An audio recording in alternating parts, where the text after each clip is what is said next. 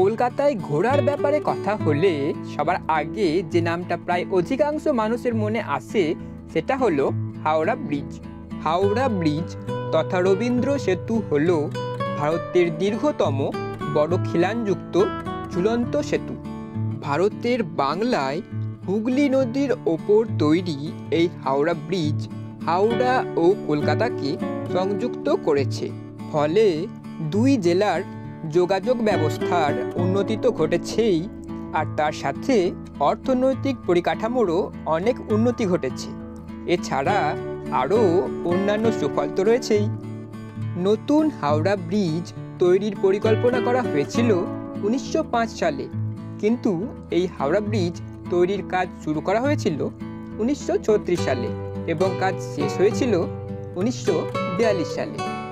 জনসাধারণ ও যানবাহনের যাতায়াতের জন্য হাওড়া ব্রিজ চালু করা হয়েছিল 1943 সালের 3রা ফেব্রুয়ারি।